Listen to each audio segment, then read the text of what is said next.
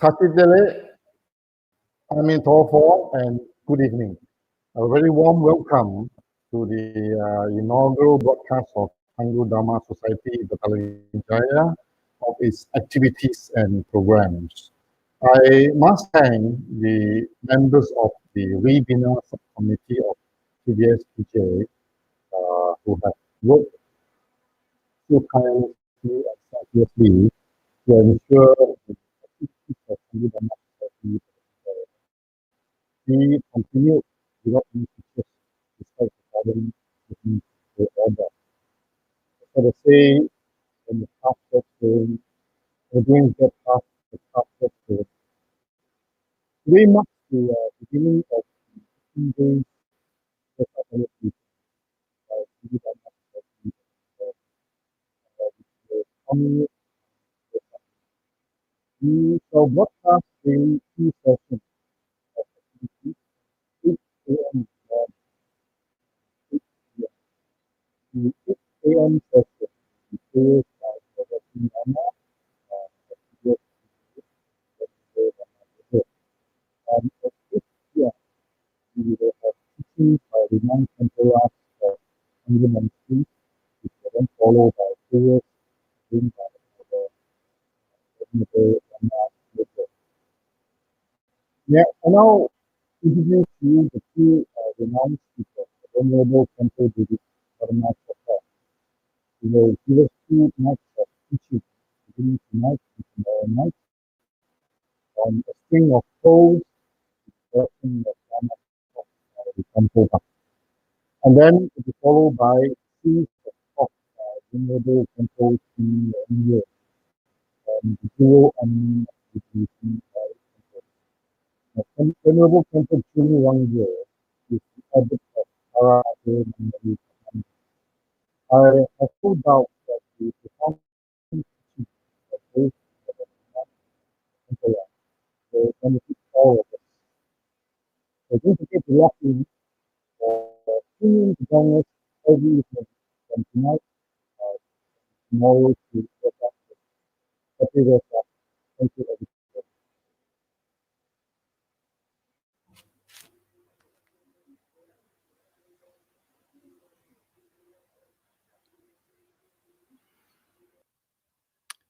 In the Dharma Expanse Palace of Akanishta is the essence of all Buddhas of the three times, who shows me directly my mind is Dharmakaya.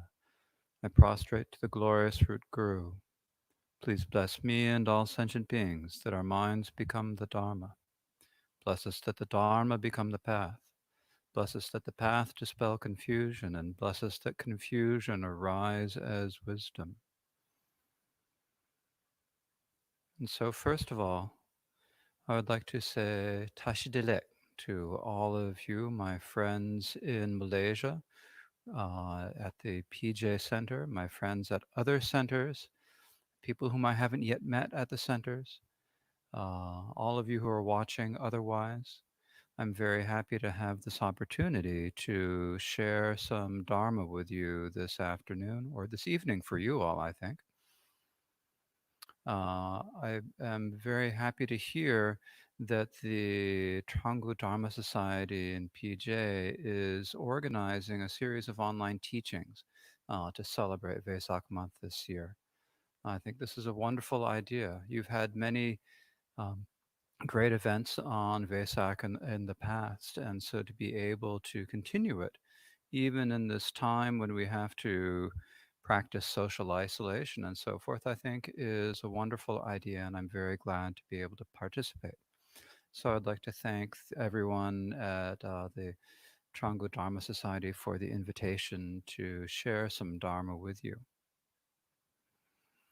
And the Dharma that I would like to share with you is some teachings by GAMPOPA. And the reason I thought about these teachings is that starting in a few days, Khenpo Chini will be giving you teachings on the jewel ornament of liberation by Lord GAMPOPA. And that is a really important text. It's one of our most important texts in the Tokpo Kagyu tradition. So I thought to myself, I ought to do something, give a teaching that matches that will fit with this. And as I was thinking about this, it seemed to me that what might be helpful for you is to maybe if I were to speak on the Dharma talks of Gampopa.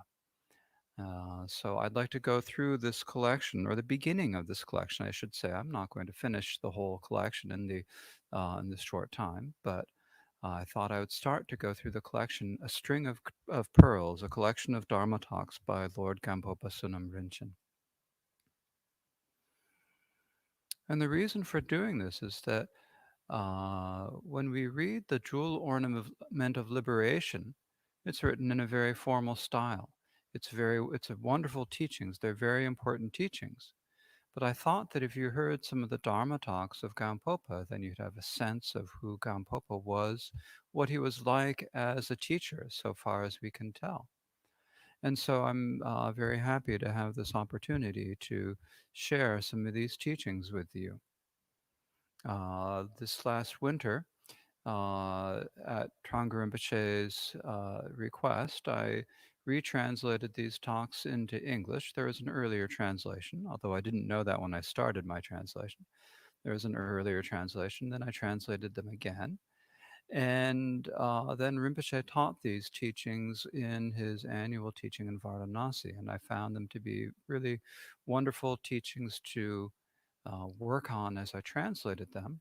And also, when I heard Rinpoche's teachings on them, I felt how special teachings they were. So I'm very happy to have the opportunity to share them with you. So before we begin the actual teaching, the first thing we have to do is we have to check our motivations. And so I'd like to ask you to please think to yourself that you are listening to this, not just for any ordinary reason, but because listening to the Dharma helps us become able to practice the Dharma, and that we're practicing the Dharma not just to help ourselves now and in this lifetime, but that we're doing this in order to bring benefit to all sentient beings who have all been our mothers in many lifetimes. And so please listen with this motivation of bodhicitta. So, what we are listening to is I'm going to start by reading these talks of Gampopa. I'm going to read them one at a time. And then I'll go through and maybe talk about a few of the points of the talks that I go through. So, I'll read the very first talk in the collection first. It begins, I prostrate to the exalted gurus. As for the Dharma, I would like to share with you all. To truly practice Dharma, it is important to first meditate on impermanence. Unless you do so, there is a danger that all the Dharma you practice will aid and abet your wishes for this life. What is the reason or what is the purpose of meditating on impermanence? It is to turn the mind away from this life. By meditating on impermanence, you know that all phenomena of appearance and existence, samsara and nirvana, are transient, so you will not think of this life. That is why meditating on impermanence is necessary. If it does not turn your mind away from this life, meditating on impermanence is pointless. First, meditate on impermanence and turn your mind away from this life. Then meditate on the faults of samsara. You must turn your mind away from samsara in its entirety. So meditate on the faults of samsara, and then meditate on bodhicitta. To meditate on relative bodhicitta, first plant deep in your heart the thought, I shall make all sentient beings happy, free them from suffering, and bring them to perfect Buddhahood. Then make everything you do be for all sentient beings' sake, and do not do anything out of your own self-interest. Rousing the Mahayana attitude and focusing on others' benefit is meditating on relative bodhicitta. To meditate on ultimate bodhicitta, let the mind settle within the nature where all thoughts of apprehender and apprehended, or of self and different, are not inherently established. If you practice like that during all four types of conduct, that is called meditating on ultimate bodhicitta. Practicing in that way will bring realization of ultimate bodhicitta. There is no Dharma but that. So that is the first of the talks in Gampopa's collection, The String of Pearls. And it begins, first of all, the whole collection begins with the phrase, I prostrate to the exalted gurus, because it is from the gurus that we receive the Dharma. And because we receive the Dharma from the gurus, without them we would be unable to practice the Dharma. So Gampopa first begins by prostrating to the gurus. And then he begins the actual talk. And as all of the talks, or almost all of the talks in this collection begin, it starts with the phrase, as for the Dharma, I would like to share with you all. And so when I read this phrase, I kind of think about Gampopa sitting in the monastery in Tibet at Dakhla Gampo, and he's surrounded by his students. So Gampopa went to an empty place, and at Milarepa's instruction, he was told to go to Dakhla Gampo. And he went there and he established the monastery there. But at first, he got there and it's a big empty place. There was no one around. And he thought to himself, how is this going to work? But eventually, one student appeared, and then the next student appeared, and then more and more students gathered around Gampopa until eventually he had 16,000 people practicing meditation in the hills around him in Dakhla Gampo. And he had 800 students who were called great meditators. And so there was some number of them who were included among the students who listened to these talks. And so you can think of to yourself, when you hear these talks of Gampopa, you can think about Gampopa sitting in some monastery in Tibet, surrounded by all these great meditators, and he's giving them a Dharma talk. And so what does he say in the Dharma talk? He says, to truly practice Dharma, it is important to first meditate on impermanence. So when we think about all of the different things we can have Dharma talks on, we can think about. The most important thing for us to think about is actually impermanence. Gampopa was giving this talk to all sorts of different meditators, some of whom were on a very high level, people who had mastered or were close to mastering Mahamudra. And yet he chose to speak to them first about impermanence. This is because without thinking about impermanence, there's the danger, as Gampopa says, there is a danger that all the Dharma you practice will aid and abet your wishes for this life. And what this means is that, like when we go to our Dharma centers, of course, we can't go to the Dharma centers now because of the current situation. But when you think about it, when you come to a Dharma center, and you come and you join a puja, you do your practice, when you study, when you meditate, when you do your pujas at home. Why are we doing this? If you're doing it as a way to just make yourself to do something that everyone should do as just a ritual, or if it's just something that you want to do to look good, then it's of course better than not doing anything, but of course that's not really purely doing your Dharma practice. So, if we want to try to have our Dharma practice be as beneficial as we can for ourselves in this lifetime, the first thing we have to do is to think about impermanence. So, the purpose of meditating on impermanence, as Gompopa says, is to turn the mind away from this lifetime.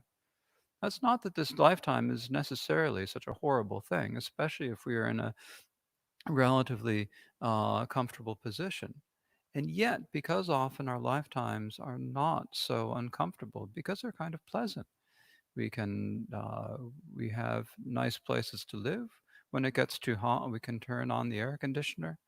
We can eat durian in the winter. We can have other fruit the rest of the year around. We can do all sorts of wonderful things in this lifetime. And yet, no matter how many wonderful things we do, none of it is going to be as meaningful as what we could do if we were to truly practice the Dharma to the best of our abilities.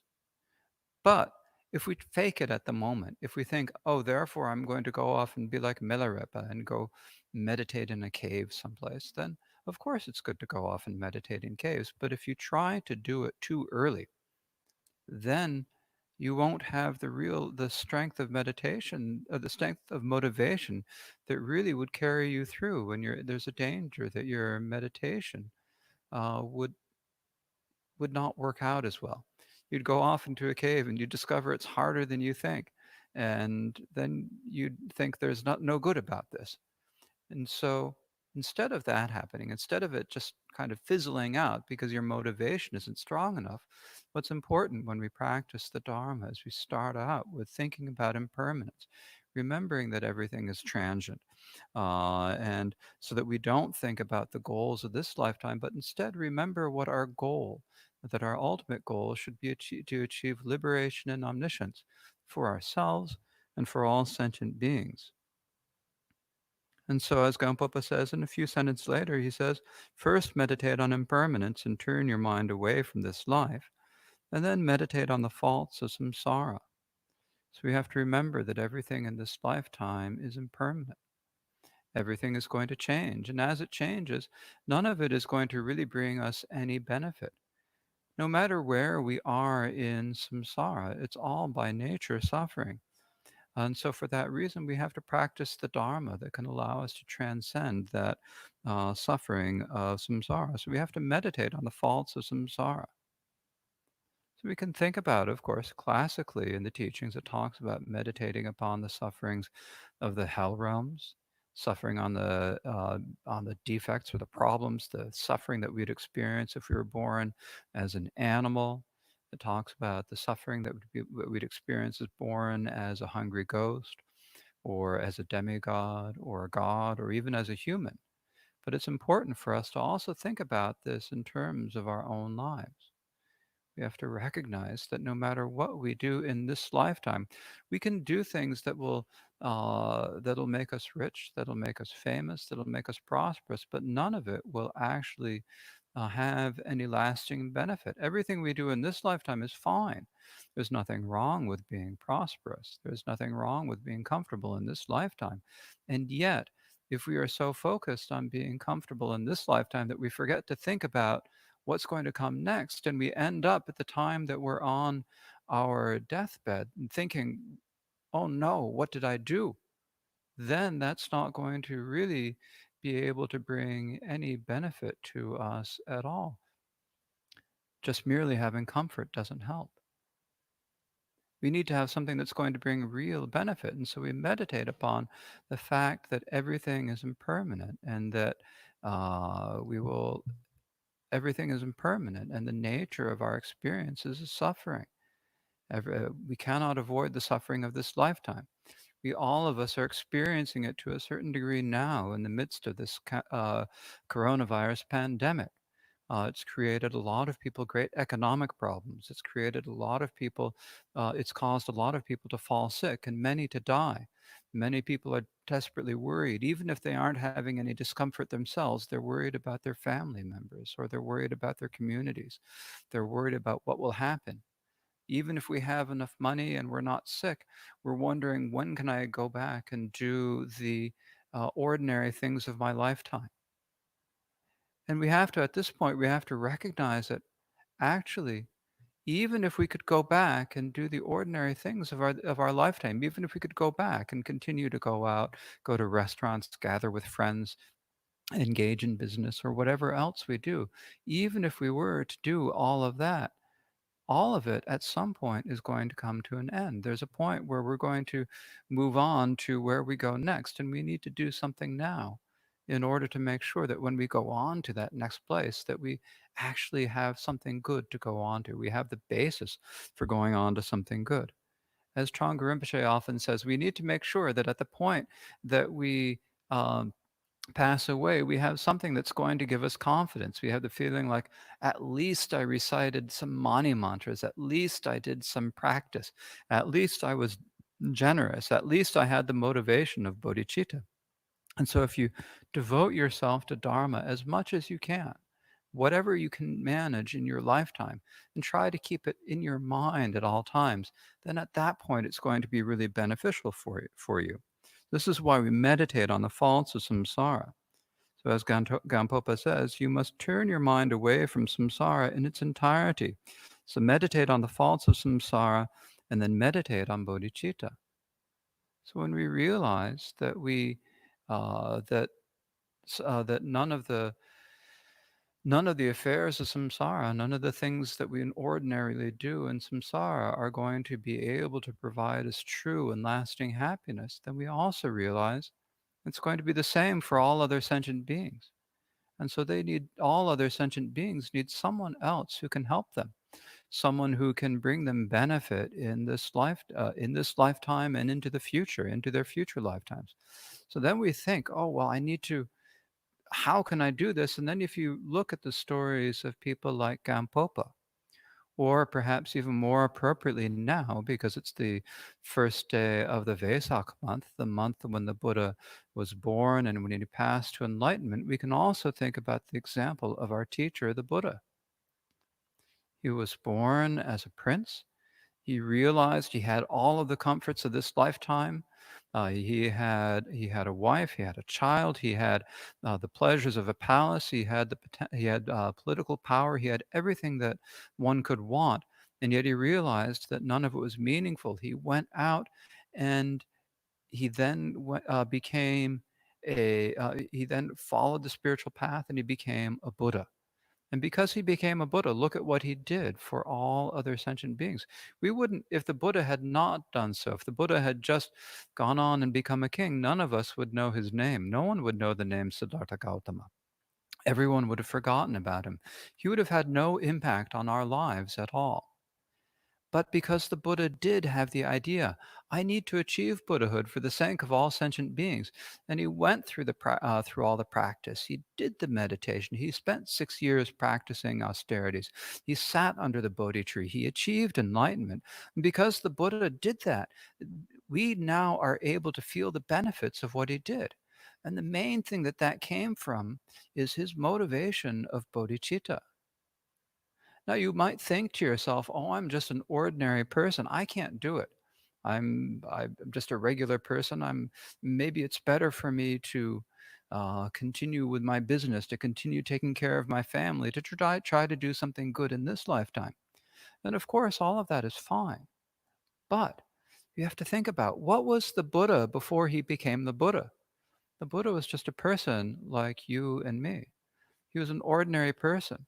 In fact, the story of the time of how the Buddha started on the path of toward becoming a Buddha was many, many lifetimes ago, many eons ago, when he was born a poor Brahmin farmer. So he had nothing of his own. But that at that time there was a Buddha named Shakyamuni, and this poor Brahmin farmer heard of this Buddha and thought to himself, "I'd dearly love to be able to offer this Buddha Shakyamuni a meal, but I have nothing. All I have is a bowl of." It was like kanji, I think. It's hard to tell. In Tibetan, they call it tukpa. I think it's basically like rice kanji, or maybe we could say English porridge. I don't know. We could call it gruel. That's all that this poor farmer had for his meal on that day. And he thought to himself, well, the Buddha's going to go off to some rich person's house and not be able to take this. And so I won't be able to make an offering to the Buddha. But the Buddha of that time, who was also called Shakyamuni, knew what he was thinking. And he went to see that poor Brahmin farmer and accepted his offering of this thin gruel. And the farmer was overjoyed, and he made the prayer, "May I be just like you. May I have the same size body, the same lifespan, the same sorts of students, the same way of helping sentient beings. May I even have the same name as you." And it's because that poor Brahmin farmer made that aspiration then that many, many lifetimes later he was able to awaken as a Buddha, and we can still feel the benefit of that. So when you think to yourself, oh, I can't do that. I'm just an ordinary person. There's no way I can achieve that benefit. You should remember this story and think to yourself.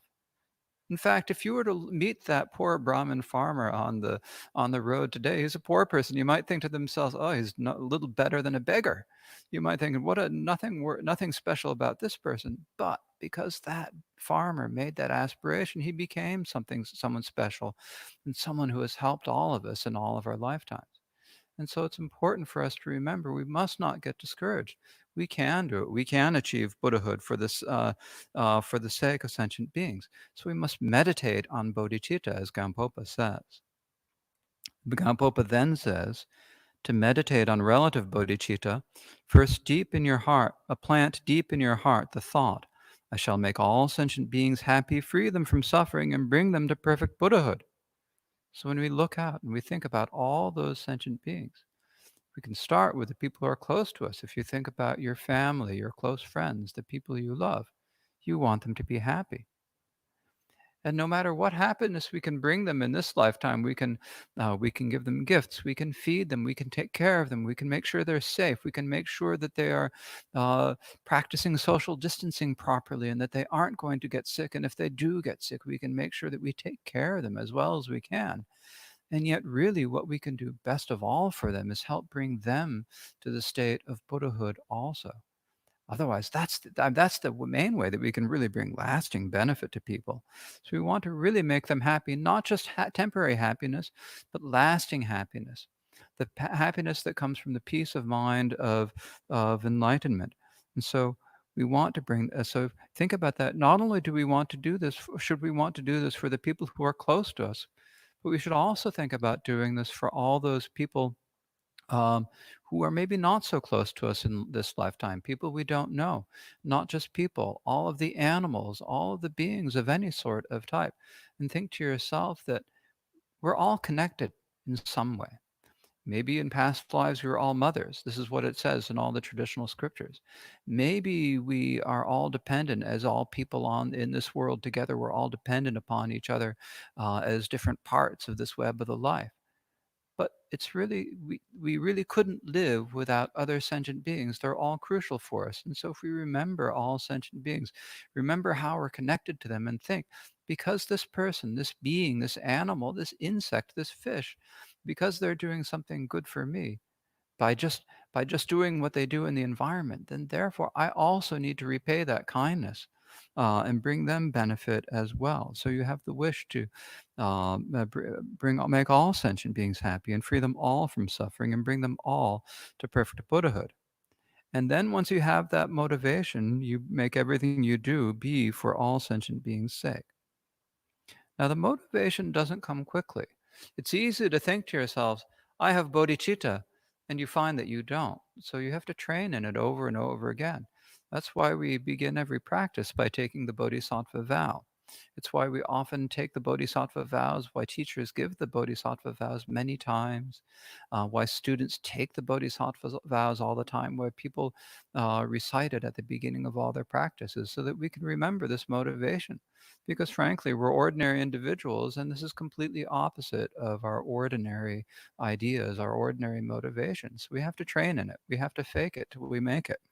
So you train and you make thinking about it over and over again, remembering that as ordinary sentient beings, of course, we're going to muck up occasionally. But that doesn't mean that you can't keep trying. And so when you do muck up and you're aware of it, then you try again and you think about you try to remember bodhicitta, you try to remember loving kindness, compassion, and you try to make everything you do be for the sake of all sentient beings and not do anything out of your own self interest. Now, this doesn't mean that you have to start out by being self sacrificing. What this means is that you have to start out by doing what you can to do more and more. If you feel like if you start out by practicing generosity. And when you're generous at first, you can only give little things. And then you can maybe give more things and you give larger things. And then you realize that just giving things is not always enough. You can also give people safety. You can give them Dharma teachings and so forth. And then you realize that even that is enough. You need to practice discipline and so forth. And so as you gradually practice, you start with what you can, and then you let your practice grow so that you naturally become more and more able. And as you practice more, then your abilities grow stronger. And then eventually you will get to the point where you will be able to benefit all sentient beings without any concern for yourself. So this is the Mahayana attitude. And when you rouse the Mahayana attitude and focus on others' benefit, that means you think that everything you do is for the benefit of other sentient beings. That means that you're truly meditating on relative bodhicitta. And we also have to meditate on ultimate bodhicitta. That's the next point that GAMPOPA talks about. Meditating on ultimate bodhicitta means that we just let our minds settle. As GAMPOPA says, let the mind settle within the nature where all thoughts of apprehender and apprehended, or self and different, are not inherently established. This means that for a beginning, we just need to let our minds be, let them relax, and then just look to see what our experience is and not have ideas about what we're seeing or what is seeing, or thinking of things as thinking of ourselves as being one person and other people as being others, being different from ourselves. We need to recognize that we're all interdependent and all connected with each other. And, and so, if we continue to practice this way, no matter what we do, that's meditating on ultimate bodhicitta. And practicing in that way will bring realization of ultimate bodhicitta.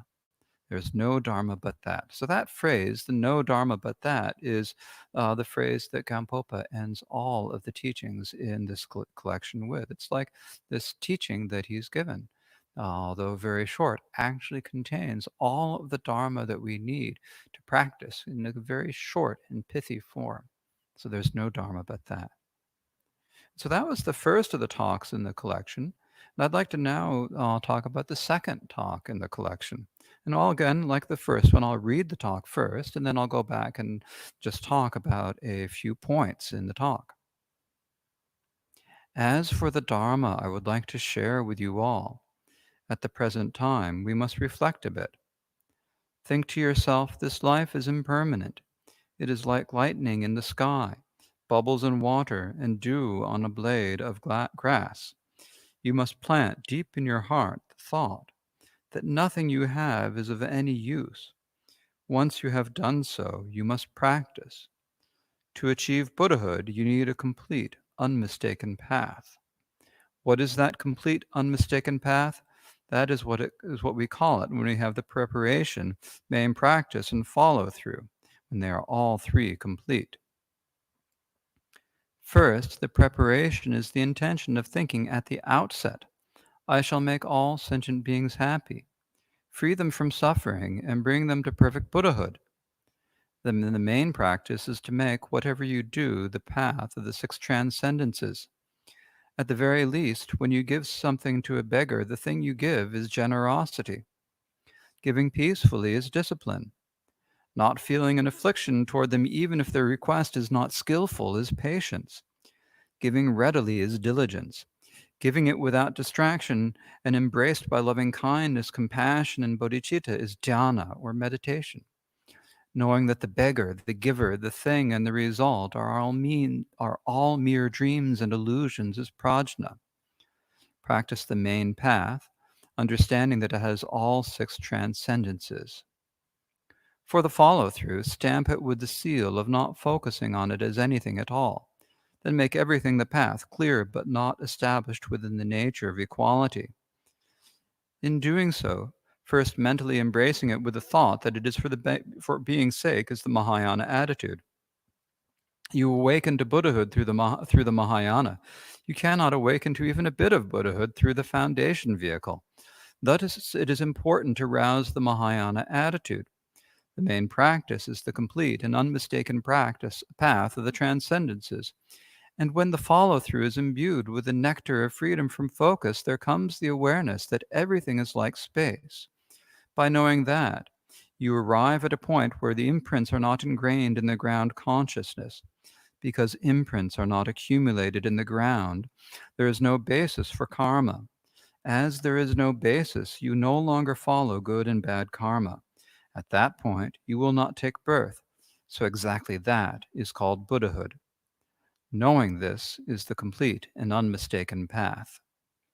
If at this time you do not practice the complete and unmistaken path and do not accomplish all your aims, when you lie on your deathbed, sipping a drop of water as your last nourishment and taking your last breath, nothing at all can help you. Thus, from this very moment on, you must put effort into practice and give yourself confidence. There is no Dharma but that.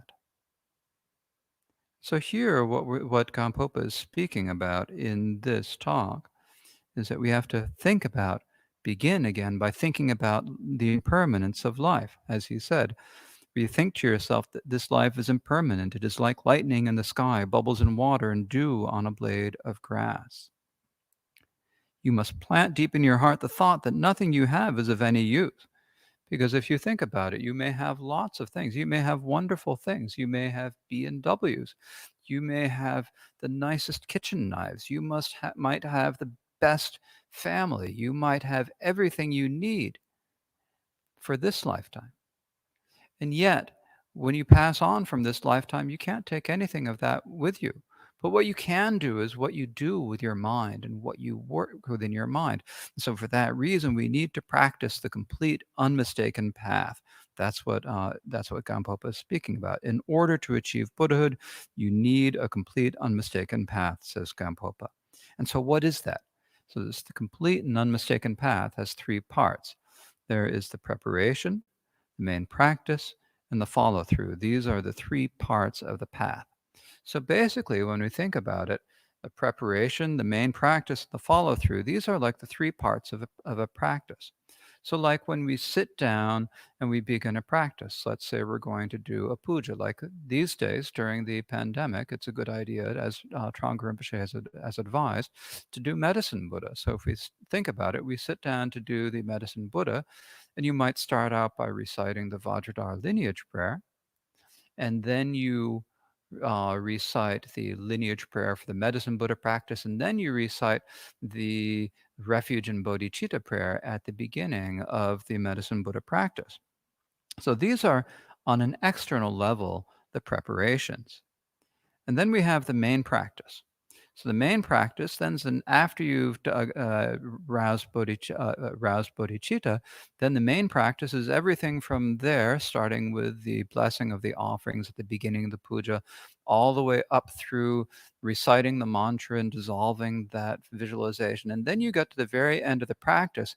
And what you do at the end of the practice, you recite the dedications. So the main practice is everything between going for refuge at the beginning and up to the dedications. And then the dedications are what we call here the follow through. Follow through because it kind of carries it through. Actually, in Tibetan, it's kind of like the J, and then it's like the after. That's why I say follow through. Sometimes it's translated as conclusion. You have the beginning, the preparation of rousing bodhicitta, you have the actual practice, and you have the follow through at the end. And so the preparation is the intention of thinking at the outset. I shall make all sentient beings happy, free them from suffering, and bring them to perfect Buddhahood.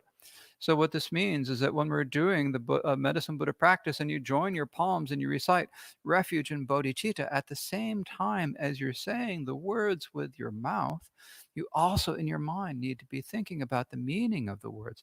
May I bring all beings to Buddhahood. All beings are experiencing many different types of suffering. In particular, in this day, we can see the suffering of illness. And so you think about that suffering. You think that you have to do something that will help free sentient beings from that suffering, not just now, not just helping now, but also so that they can be freed from it forever. That's the attitude of bodhicitta. We have that thought when we begin the medicine Buddha practice. And then you engage in the actual practice.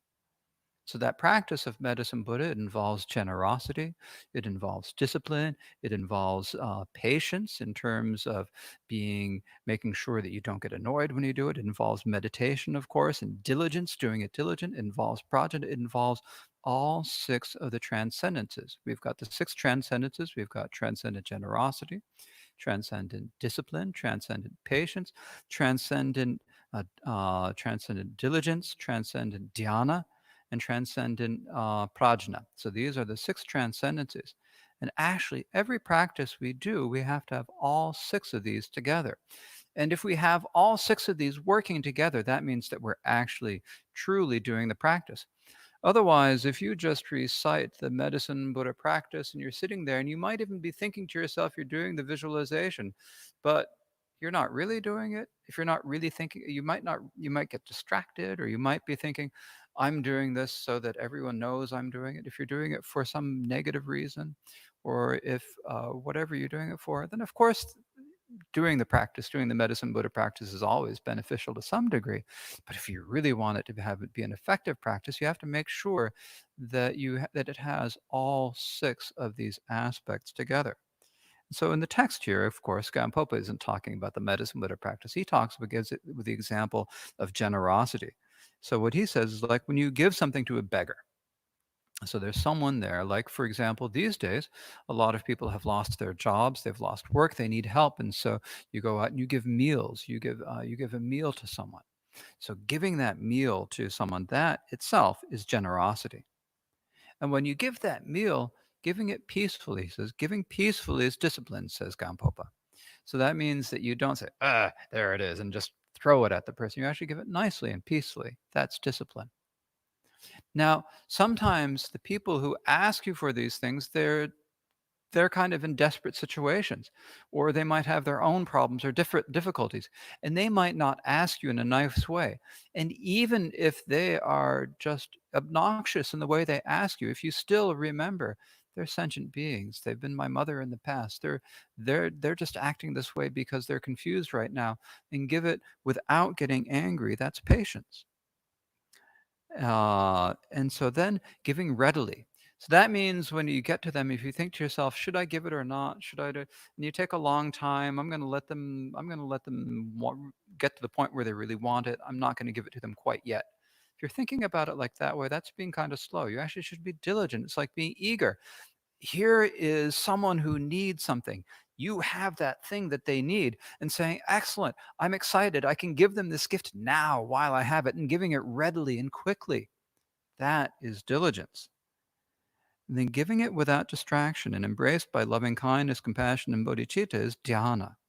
So dhyana here, it's often translated in English as meditation. Actually, the type of, to be because I'm a translator, I have to go on these uh, what do we say?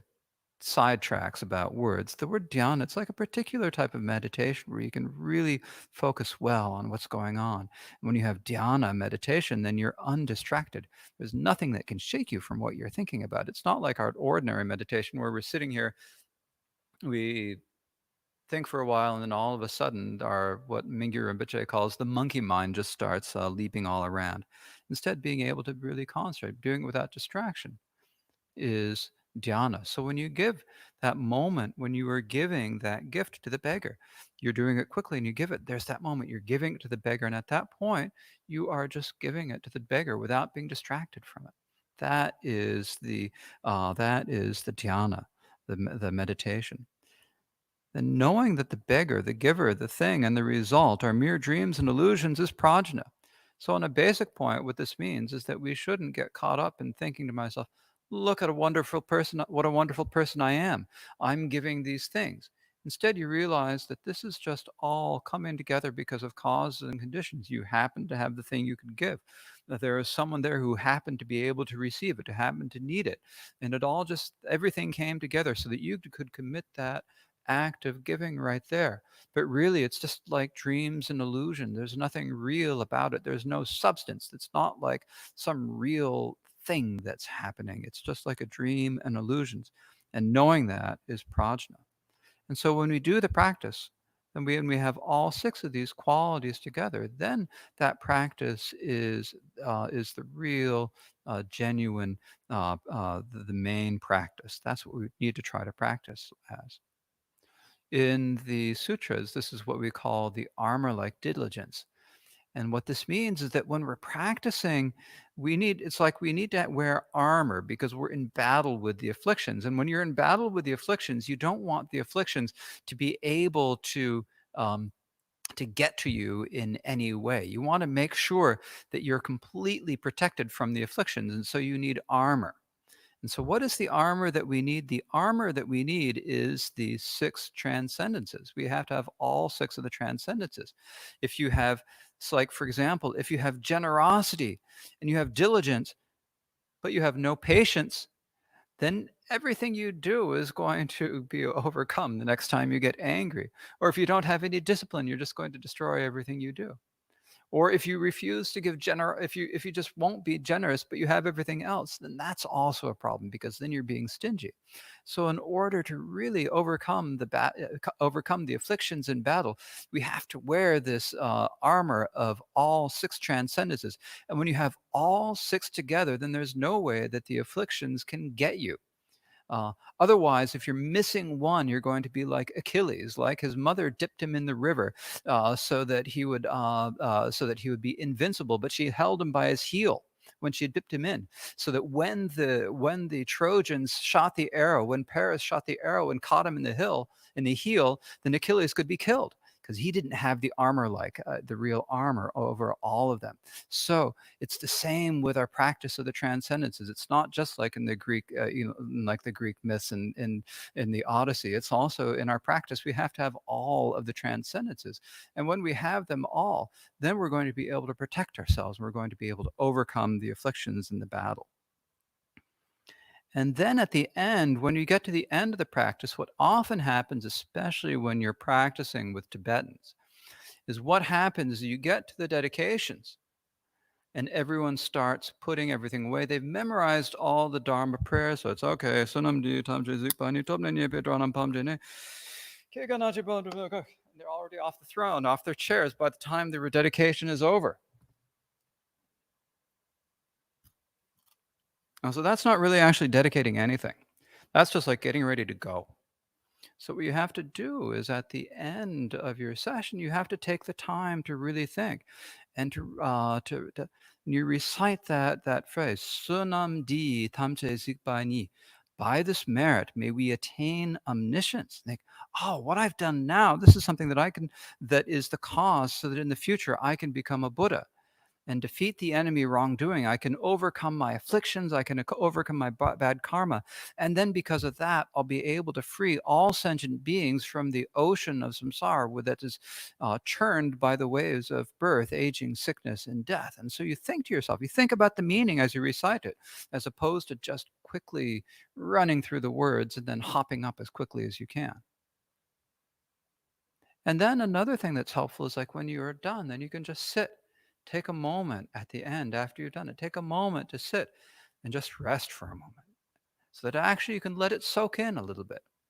And so in this way, you should have these three parts. When you practice, you have to have all three parts. You have to have the preparation, the main practice, and the follow through. So the preparation is the motivation of bodhichitta. The main practice is practicing with all six of the transcendences together.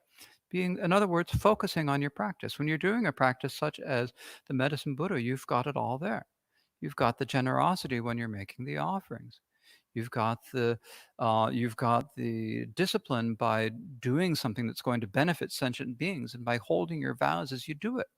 You've got the patience of not feeling anger. You've got the diligence of being excited about being able to do this practice. You have the jhana of remaining focused on the practice without getting distracted, and maintaining loving kindness and bodhicitta in your mind. And you have the prajna of remembering that it's all like dreams and illusions. That's the main practice. And then you have the follow through, which is of really reciting the dedication and sealing it with that stamp of the dedication, so that making it, remembering that it's for the benefit of all sentient beings.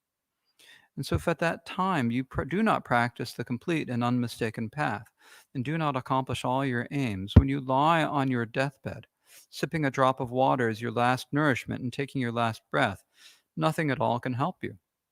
And so, if we don't take the opportunity now that we have to practice the Dharma, then in the future, when we come to the end, when we're at our last moment, there is nothing that will be able to help us. But if you do, and even if you only do a little bit, as Trungpa Rinpoche often says, even if you only do a little bit, you can use that little bit as something to give you confidence at the time of death. So you can think to yourself, at that time in the future, when I pass away, at least I have done the medicine Buddha practice, recited so many mani mantras or so forth, whatever you've done. But you must take the time now in order to bring benefit to yourselves selves, so that in the future, when that does happen, that you will have something you could look on and say, I've got this. This is what I have. This is what I can do. We have to use it, so then we have to think about, as the Gyawan Karmapa said in his talk before the before one of the prayers, before the third day of prayers for the pandemic to subside, means that when we think about karmic cause and effect, we're not thinking about the results. What we have to pay attention to are the causes, and the causes are what we do now. So if we take the time to do anything we can to help other people now during this pandemic, to do our Dharma practice, and to become better people, to progress down the path, then that is what in the future will give us assurance that in the future, not only will we be in a good position ourselves in the future, but we'll also continue to be able to help all sentient beings. So I think that is enough for this webcast this afternoon or this evening for you all. So I'd like to thank you all once again for the opportunity to share some Dharma with you. And I would like to now ask that we all think to ourselves truly from the bottom of our hearts that may what we have done by gathering online, each in our own place, gathering together and doing something to celebrate this anniversary of the Buddha's birth and enlightenment, and to think about the Dharma, that made this little bit of virtue we've done bring great benefit to all sentient beings, bring them all to Buddhahood. In particular, in this age, may this benefit may this bring all sentient beings. In particular, may it bring everyone now in this world freedom from illness, freedom from fear, freedom from loss, freedom from deprivation, so that all sentient beings may once again enjoy the happiness of an age of perfection. And in this way, let's now please recite the dedication of merit. 오선암대 탐제세바니 돕는 예배라남 밤새네 개가나지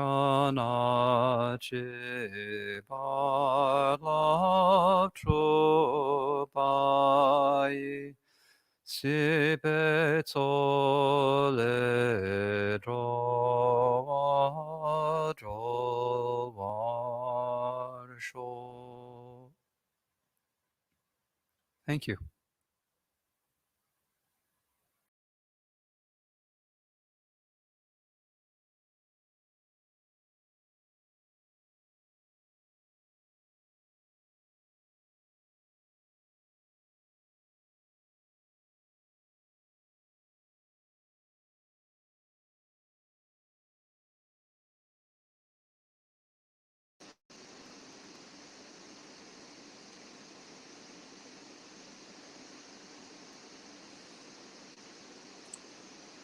Thank you, KHENPO, David Kamachufella. Thank you very much.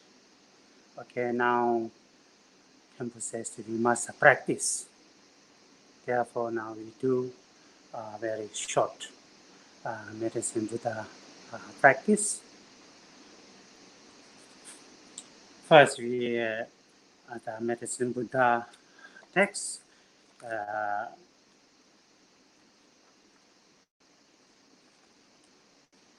At the page 60, take refuge and generate bodhichitta. Then after that, we do go to the short medicine Buddha prayers composed by very venerable Thongpa Rinpoche.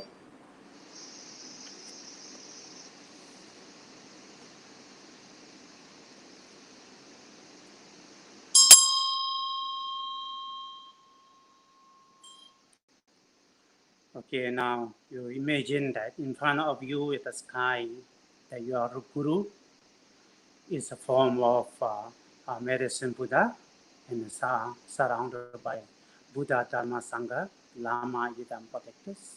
You imagine they are real in front of you. Then we take a refuge and generate bodhichitta.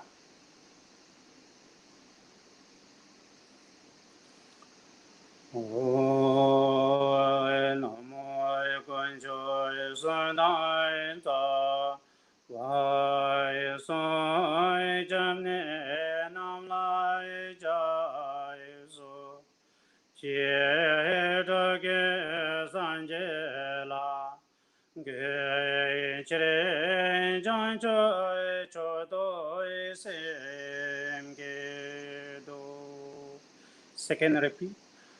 Quan cho son dan za, wai soi chan ne nam lai jai su, xie to ke san je la, ge chre chan cho cho to sem an ge do. Third repeat. Quan cho son dan za, wai soi chan ne nam lai jai su, xie to ge san je la, ge chre chan cho cho to sem ge do.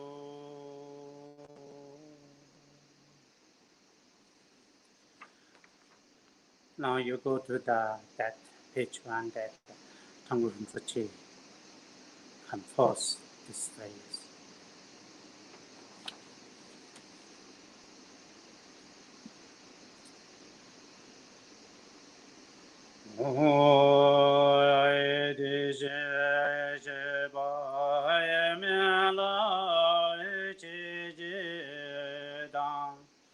Jan chui sen bai chen bai ju du gi me join tu ji chen le la te ne do we ne re ma lu ai xin ju ji. When we recite a mantra, then you imagine that at the sky, that medicine Buddha and all the Buddha, Dharma, Sangha, Lama, Yidam, protector are there. Then with your devotion in faith, that prepares to give us a blessing.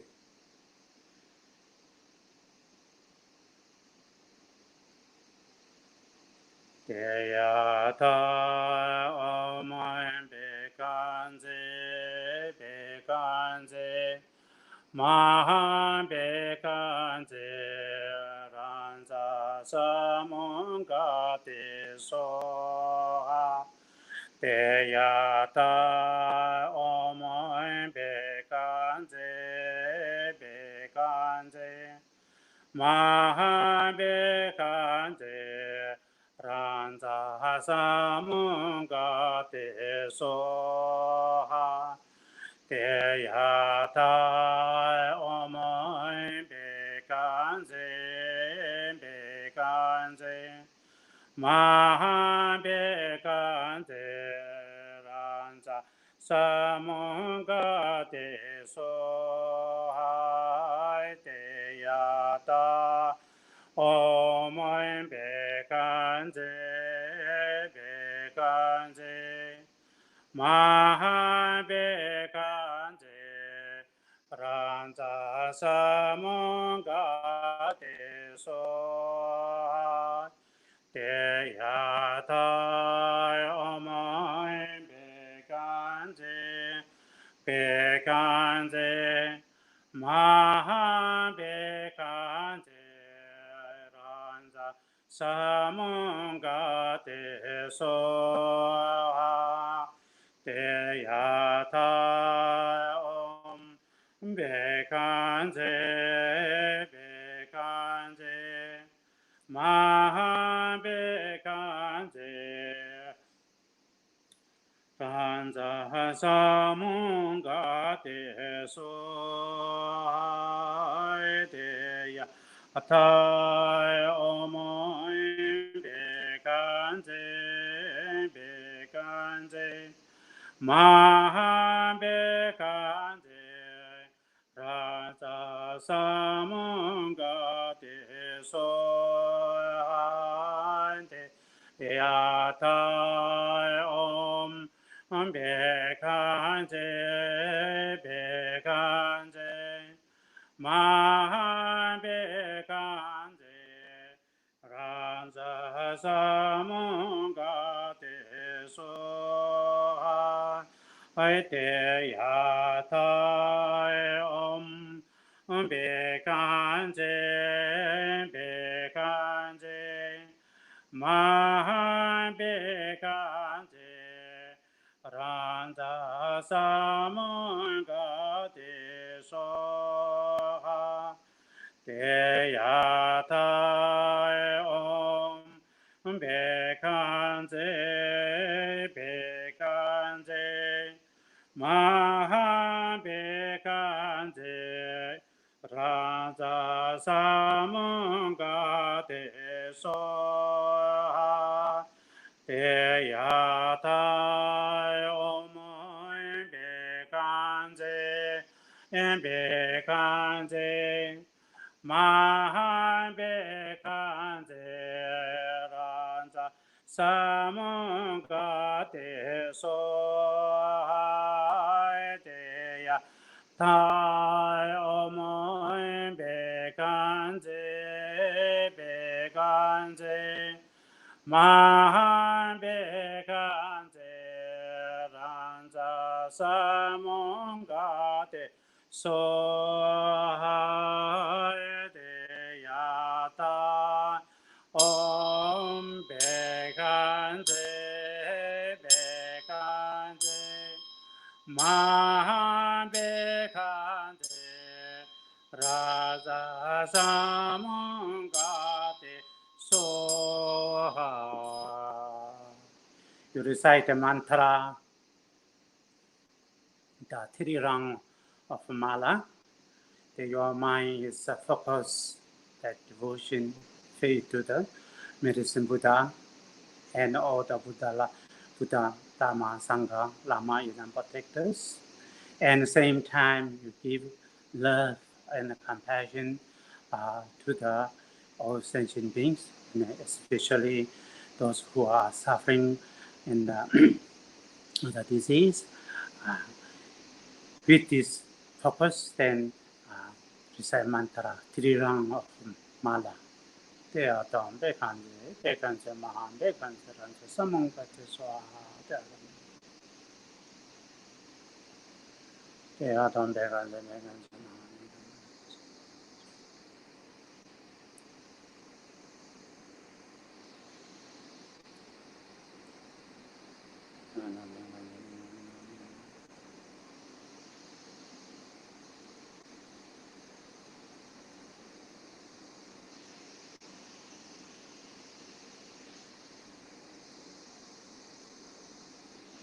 They are done. Bekanje, Bekanje, Mahan, Bekanje, Rancha, Samungate, Swaha. They are done.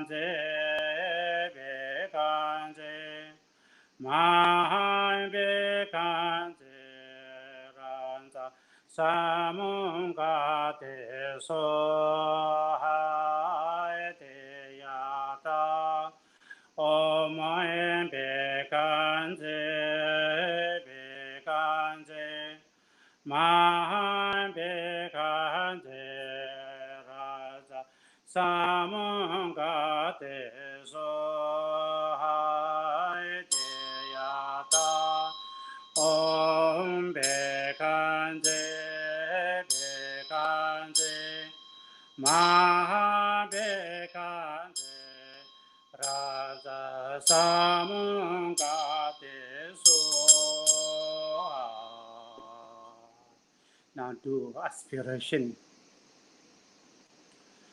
Oi semje ne bai jinye ba nyordo ne le tajroi jove ne ne male ba ta to jwa me parare so. Repeat.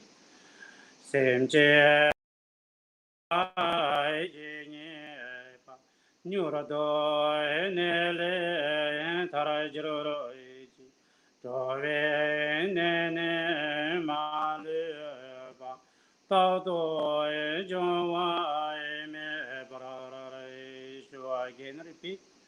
Semje ne bai jinye ba nyurdo ne le tarajroi jove ne ne male ba ta to jwa me parare jo. Go to the Genesis Sadhana, that page 49, dedication prayers.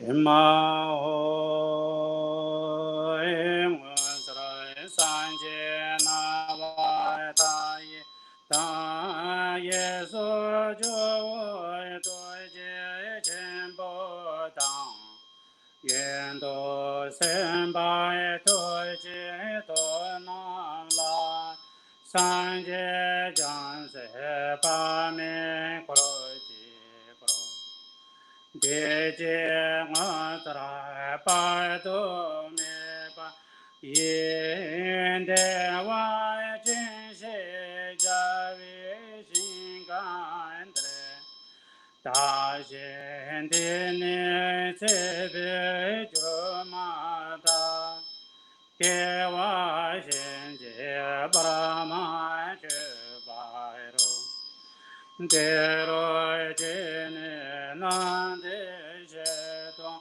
shoy de ge da ge mena tabati choy jo sanje jan sim tam je ge me do pra jin je la to so Teya tai pinzra teya awan bodhana yesoya ai cho de jewa se je koi cho nyen zo la je ye rang da ge de zang ge sa ba Pun joy som la che ba bu jala ve tem ba pelai juro te ge wa sen je gen la mu do gen san je to juro je ge sa tam je je Da xin ju lai min ju che de nian da ne so so de che re ne mi nyan do be se de sa ju na ju re ji nam she se be ju ma Tai de vai jin do ji juro ji ne pe me ka je de le de la san ji jo Jan Chugai To Ne Jisi Doi Doi Be Do Wa Den Barai Sho. Page 55. Dedication.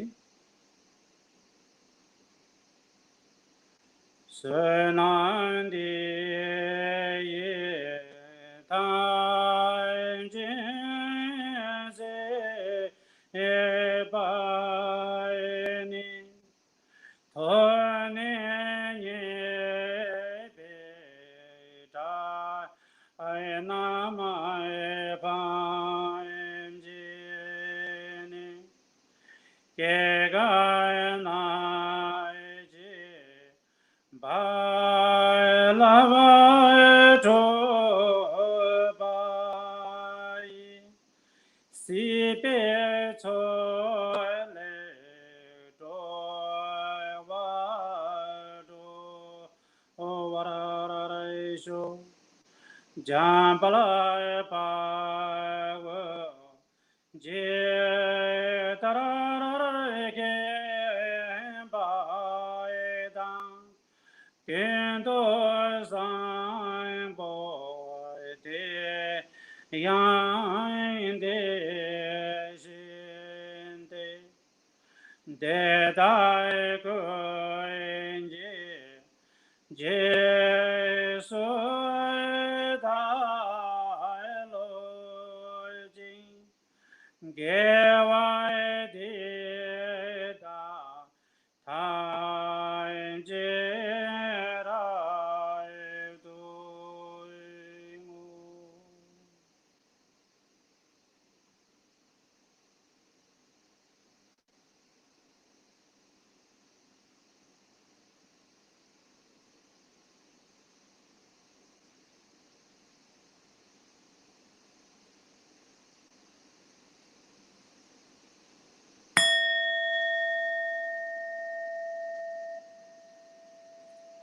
Thank you very much joining for the practice.